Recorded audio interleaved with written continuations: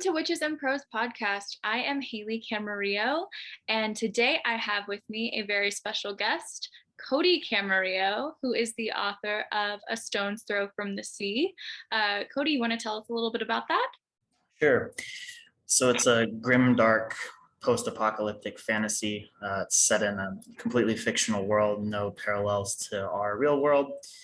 The main character is a man named Ambergris. He's their master whaler, so he's goes out on the whaling ships and catches whales. But everything in this world, all the animals are corrupted and evil. So the whales are not just whales; they're monsters. And he's supported by other whalers. And then in this world, men kind of led to the downfall of society as a whole. And that's why it's post-apocalyptic. They kind of angered this evil god and led to the death of their own good god. And so everything's just horrible. So their town is kind of run by this ruling council of women, and the men in the town are just they're just there to do their jobs, put food on the table, provide, and basically die. So it's pretty grim. But interestingly, it's a lot of fun to write. So there's that. That is awesome. And what inspired A Stone's Throw from the Sea? So that's a great question. There's actually really an odd answer for that. It's partially inspired by a dream I had of just this creepy fog shrouded land with this guy in an old plague healer gas mask with the one that with like a big bird beak on it, which led to the development of the character that would eventually become my main character, which is Ambergris. And then the story itself was actually inspired by Warhammer 40K, which is a tabletop game, a video games book series. It's everything. In reading about Warhammer 40K, it's really, really depressing and dark and just kind of ridiculously dark subject matter. Sort of everything's horrible.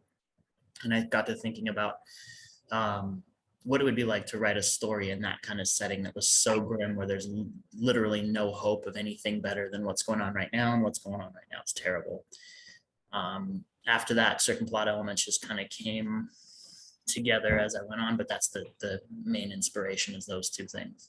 Awesome. Sounds very, very dark, but very intriguing. Okay, so tell us a little bit about your writing journey. What got you started writing? What inspires you? So I've always been a pretty avid reader. I read the novelization of Jurassic Park. Well, actually, it was just the novel Jurassic Park by Michael Crichton when I was pretty young. I want to say about 8 or 10, something like that. And that inspired me to keep reading because I thought that book was awesome. And I just wanted to keep reading different things. I read a lot of the Star Wars books, what we now call the legacy canon or whatever. We used to just call it the expanded universe. And then a friend of mine loaned me The Hobbit. And I read The Hobbit and I loved that. And then from that, I got my hands on Lord of the Rings. So I got really into fantasy. And my first attempt at writing anything was a horrible fanfic for Warcraft. Back then, there was no World of Warcraft. It was just based off probably Warcraft 2. That got about 2-3 pages in before I realized that it was not anything. And then I just kind of knocked around the idea of wanting to be a writer. And I entered a short story writing contest in school. When I was in high school, they had a scary story writing contest, like the local paper. And my submission, it was supposed to be something like 1,000 words. I think my submission was like 5,000 words. And the editor from the paper sought me out and were like, hey, your story was really cool. We cannot publish it. It's entirely too long. But if you had been able to get the 1,000-word count, you would have been the winner of the contest. So kind of bittersweet with that. And my English teacher at the time was like, you should really develop this. This is cool. So that was my first big story that I tried to write. Kind of ended up not going anywhere. And then what actually led me to where I am now is I was talking to a girl, and she asked me, hey, I'm writing this fantasy story. Do you want to read it? And I said, yes, absolutely. That sounds great. So she sent it to me and I started reading it, and about 3 lines in, I thought, I can write something better than this. It's kind of a crappy thought, but I mean, it brought me where I am now. So after reading what she sent me, I just typed out, we were talking about instant messenger or something like that. I said, hey, you want to read what I'm writing? She said, oh yeah, sure. So I real quick tapped out what became the opening to my fantasy series and sent it to her. And that started my long journey of writing fantasy. So um, that series, I have a couple books done, but not published. And then since then, I just kind of jumped from idea to idea. I have a couple things that are almost ready to be published. Um, yeah, and I get an idea that I like, I start working on it. That's awesome. That is great. So okay, going back to Stone's Throw from the Sea, is there any romance in it, or is it just a straight grimdark, or is there any hope in this world? There's not much hope in this world. There's a little romance, actually a little bit more than I was expecting when I started writing it, which I wasn't expecting to do any. Writing romance isn't my strong point or my forte, but it seems to kind of happen. My writing's very character driven. So a lot of times it seems like the characters make decisions that I didn't really have out for them. There's definitely one or two romances in it. I don't think there's going to be any steamy or spicy or sparkly scenes, whatever the hell you want to say there. Just more kind of tension and lead up, and then just relationships building. Okay, I like that. Okay, so what is your writing process like? Are you a plotter, a pantser, in between? I'm a pantser. I hate these terms. I don't like them. I think they're very cutesy, but I would definitely be a pantser. I don't plot, I don't outline. Usually I start off a story with the barest idea of where I'm going, and then kind of following the character's motivations, I'll usually end up thinking through my ending, what I want to have happen. And then it's just, honestly, it's a lot of times it's a surprise what even gets me there. Um, I find when I do try to plot too much, it never works out the way I want it to, and things end up changing. And a lot of whole scenes or sections that I plotted just never end up getting written because the characters sidestep those areas, or that situation just never comes up. Gotcha. No, I totally understand. Characters can be wily little things. So do you you said that you are very character driven. Do you have like a favorite part of the process? Do you enjoy coming up with the characters? Like, is it the writing itself that's your favorite part of it, or like potentially editing? What all?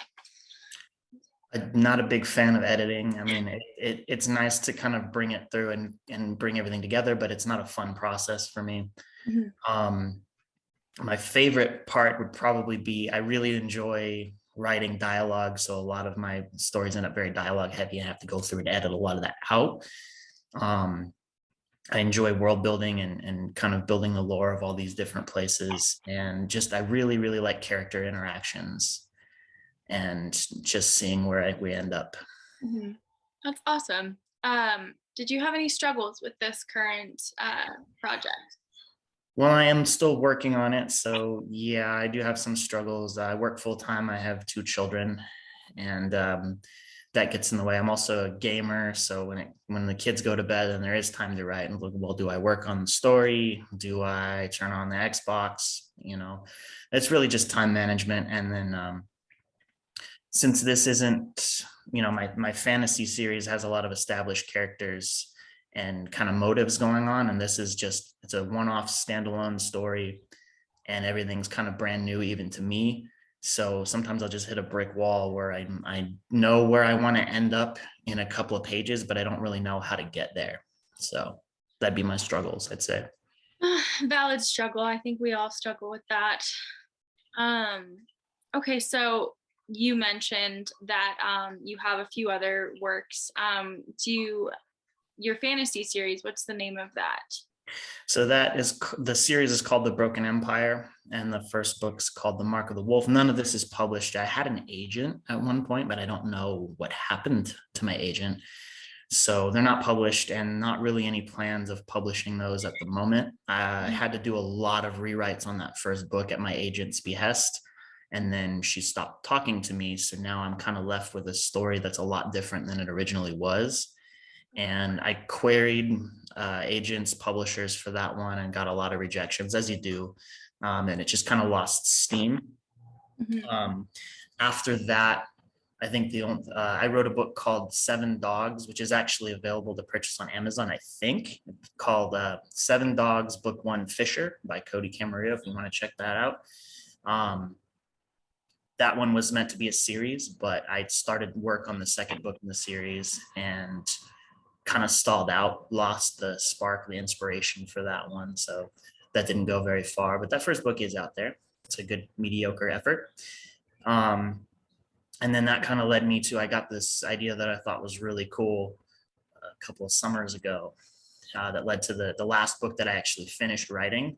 It's called The Lonesome Rider. It's a fantasy western with supernatural elements, and it's actually set not just in our world, but in you know the history of the Old West. I tried to make as many things as I could with that period appropriate, to kind of offset the fact that there's ghosts and demons and magic and all that kind of stuff going on. That one's probably my book closest to being ready to publish, but I still need to edit it and do some other things to it. But yeah. Those all sound really exciting. So you have quite a few books under your belt. Mhm. Um, so do you have any favorite characters, especially from Stone's Throw from the Sea? Yes. So of course I love my main character. Who doesn't love their main character? But I think the surprise outbreak in this story, A Stone's Throw from the Sea, is a character that was actually originally meant to die in the first two pages. His name is Ratguts. He's a sailor. He ends up being my main character's first mate and kind of like his best friend. He's got a really thick Cockney accent, which is really probably a poor presentation of the Cockney accent, but it's the best I can do. I'm American. He curses a lot, and he's just kind of one of those guys that doesn't take anything from anybody. If you don't like you, he won't listen to you. He's very standoffish. He'll get right up in somebody's face and tell him off. He just kind of does what he wants. And then the other thing is he's really, really good at fighting. So people are scared of him. And one thing I kind of like, that just a detail that popped in there unbidden, was he doesn't use weapons. He did everything barefisted. He just knocks people out. But yeah, it was interesting to me because I just wrote him in as this obnoxious kind of bully character, introducing ambergris and to the reader and kind of the situations that they're in. And I got two comments like, "Hey, this guy Ratguts is really funny. I really like this character." So he got spared from death. The death was supposed to go to him, went to another character that I thought was going to be more of a central character in the story. And now Ratguts is just out there cursing and tramping around in the swamps with no shoes on. He sounds like a riot. Are you anything like Ratguts? No, I do cuss a lot. But if I had to fight somebody, I would probably shoot them or hit them with a baseball bat. And I'm not very much on speaking my mind or getting in people's faces. I'm pretty quiet and shy, I guess. Okay. Um, a favorite quote. Do you have a favorite quote? So my favorite quote is, it's not one of those things that pops up just once in the book. It's something that Ratgut says all the time, and it's fuck off. Anything you tell him to do something he doesn't want to do, fuck off, and it just pops up when he tells us stories about different things. Every time somebody tells him something, it's fuck off. So it's just kind of become a catchphrase of the whole book, and kind of embodies, I think, the nihilism of the whole story. So I dig it. That's awesome. uh, all right. Well, I think that we are out of questions. I really enjoyed interviewing you. Thank you so much for coming on the Witches and Prose podcast. Thank you for I inviting me. Of course. I am very excited to see what unfolds on your journey with A Stone's Throw from the Sea and your other books. So, Thank you, you so much. This was fun. thank you. Have a great night. And thank you guys so much for watching Witches and Prose podcast.